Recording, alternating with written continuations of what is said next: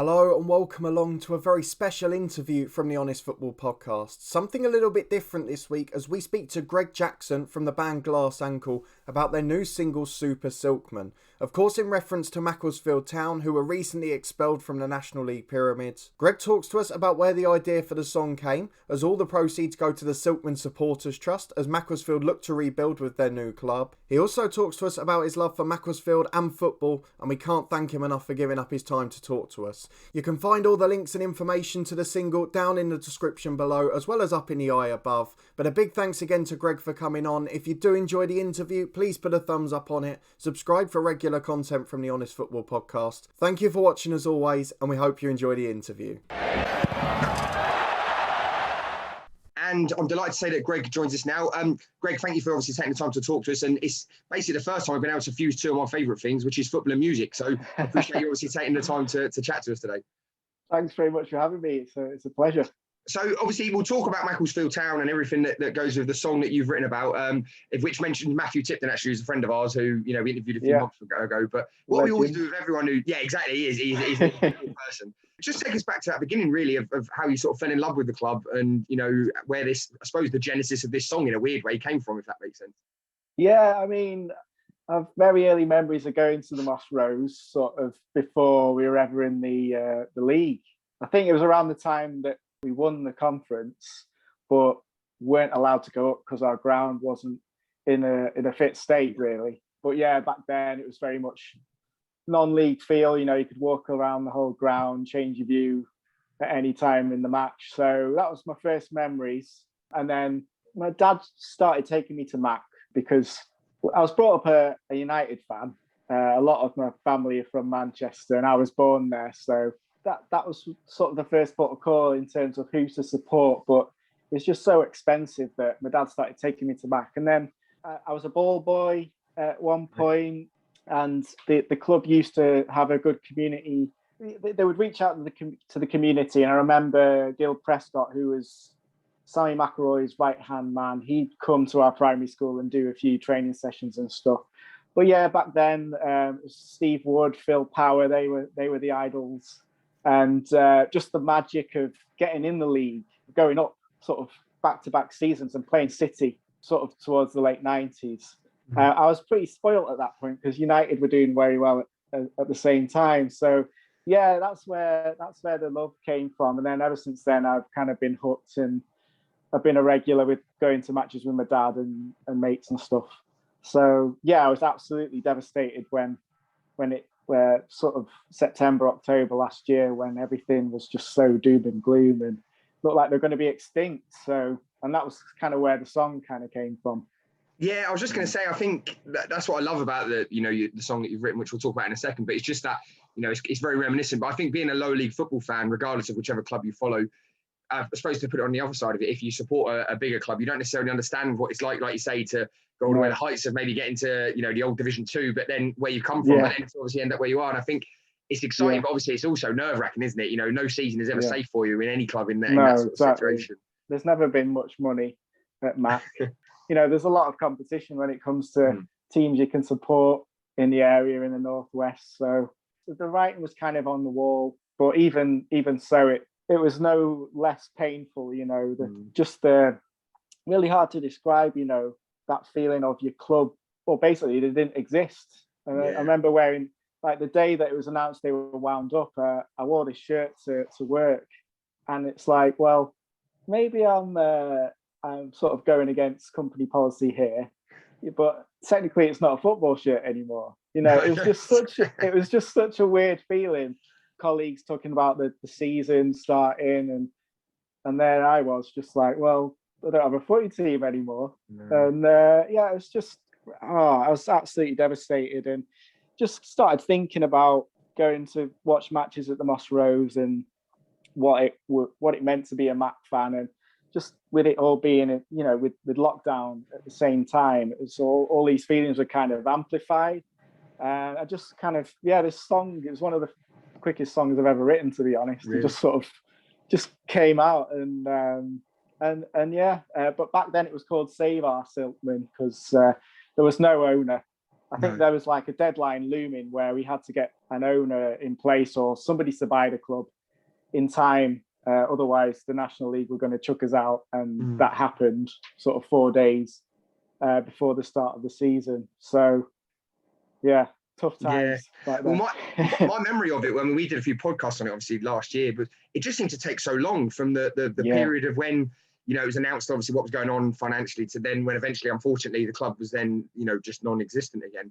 It took such a long time, and you know, the impact it had on the league. But I suppose in terms of the song, I think, you know, I'm not just saying this because you're one of our guests. It genuinely has been, I've been listening to it pretty much daily ever since you sort of said it.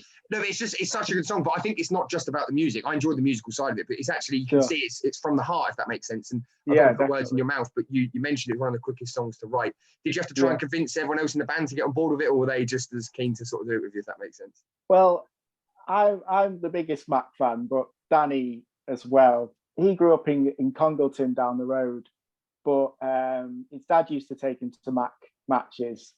And so he's about 5 years younger than me, but he has a soft spot for the club as well and has fond memories of those times. So he sort of had the same idea as me, really. He sort of kind of came up with the idea of doing a song at the same time.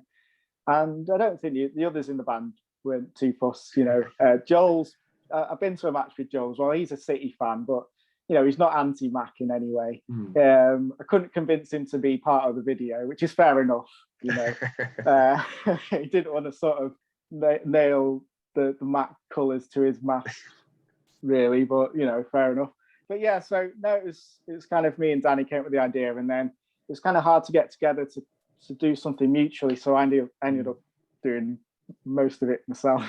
So, yeah. No, I think you can see that in the work though. I think just on that, in terms of the actual song, obviously, you know, I think what I like about it is the fact that it's not, you know, obviously I'm not a Macclesfield fan, but I don't know, you know, because of where I live in the country, I've never been to the ground, but you still get an essence of what it's like to be a fan in that. Was that your intention, or, you know, what was the sort of ambition from, you know, behind the song in terms of who are you trying to reach and that kind of thing, if that makes sense? Yeah, definitely. I mean, I don't know, I just wanted to kind of sum up what it was like. I was thinking myself back to being at the ground, and just the thought of never being able to go there again, it was really, it was horrible.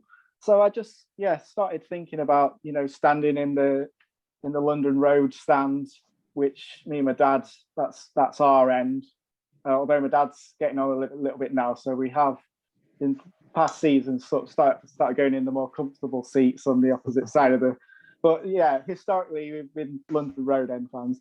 Yeah, just started thinking about just what it is to be a Mac fan as well, because we've always sort of punched above our weight. And the fact that we were even in the league was just a complete miracle. John Askey worked absolute miracles that season to get us up last time.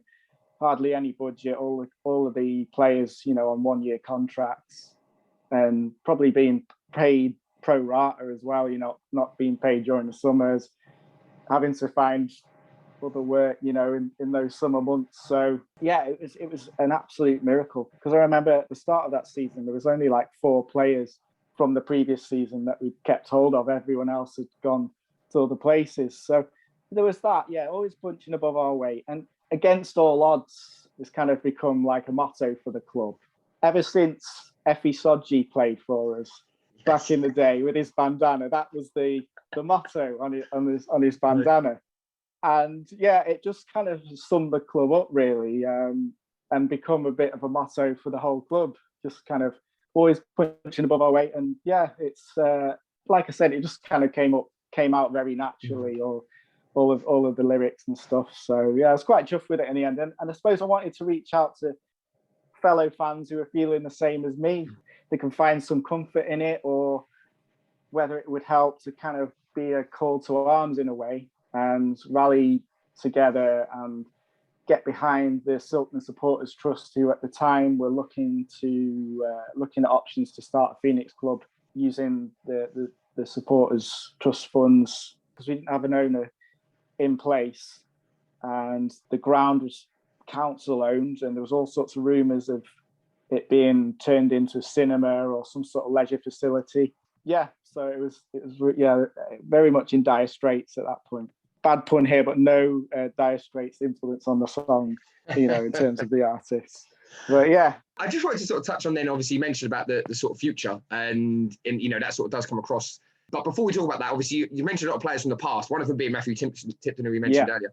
How did you decide who was going in, who wasn't? Because I suppose there's a list, isn't there? And you've only got a certain number of, people you can probably fit in. So how did you sort of choose that? It was a really good question. Nobody's asked me that yet. I thought, first and foremost, it was the players that were iconic in my mind, the ones that really stood out for me over the years. My favourite ever player is Danny Whitaker, who's our now manager. So he's definitely going in. I wanted to kind of pick players from different eras as well, just to have a bit of more of a broad spectrum. So you've got a few players which are kind of before my time, really. Steve Burr and Elfyn Edwards, who were legends in the 80s. There was a season where the club won a treble. I think it was around 87. So I wanted to include them. John Askey, obviously, or Sir John, as he's known around the place. Tippy was, I think he might still be one of the highest goal scorers you've had. Parkin, really iconic players like that. Sodgy went in there. So Phil Power, I'm sure there's definite ones that Richie Barker. He missed out, but he'd be another. He was a good striker for us. So a few people missed out, and it was kind of tough to kind of whittle it down. But you need that balance, don't you? Of trying to, like you say, not just who was playing when you remember, but before we sort of talk about where people can get hold of the song and all of that, in terms of the future of the club, where do you see? Obviously, it's incredibly sad, and I think you probably, not going to be the last club, unfortunately, to have that situation, the way that things are going in the Football League. But just in terms of the future of Macclesfield, obviously, you've had to drop the town from the name, etc. But do you know what I mean? What do you hold that much hope? And do you know how can you see what do you think the future holds for the club in that sense? Well, the new owner is putting a lot of money in, and they're investing in the academies and also community initiatives, which is something that had really died away during the previous owner's reign. All of that, there was no kind of community feel to the club anymore. It had really lost its way in that respect. So, he's kind of building bridges, as well as, inviting junior teams to come and use the pitch, because they've ripped out all the turf now and they're putting the 4G down. He's put Danny in as manager, which is perfect, like that the fans' choice, definitely. He seems to care about the club, and he's installed a manager that obviously really cares about the club.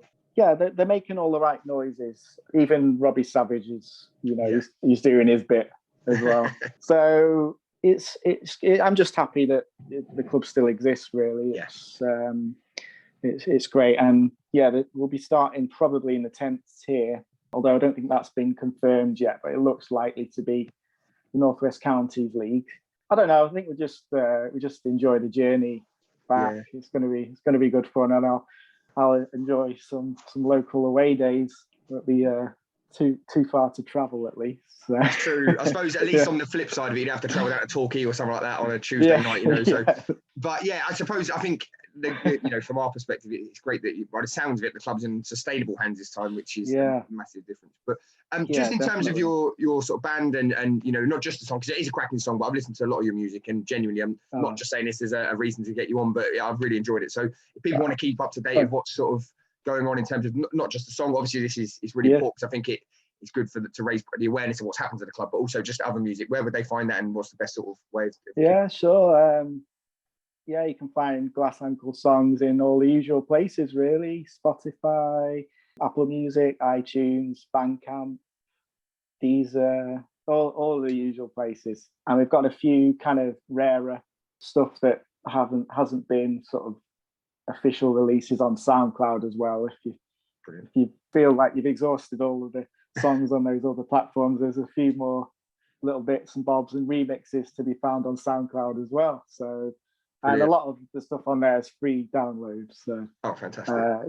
was going to ask about your name really quickly, Greg. In terms of, you know, is that a football term? Because I played with lads who, you know, always got a glass ankle, that kind of thing. I wasn't sure. I didn't want to make the assumption, but in that sense. Yeah, definitely. And maybe it was destiny. I was going to write a football song, but it definitely came from a football. But I was playing with some uni mates. It was like a reunion footy match with a mate who lives in Chester, and good friend of mine went in with a challenge. Really, it was pretty shocking, to be honest.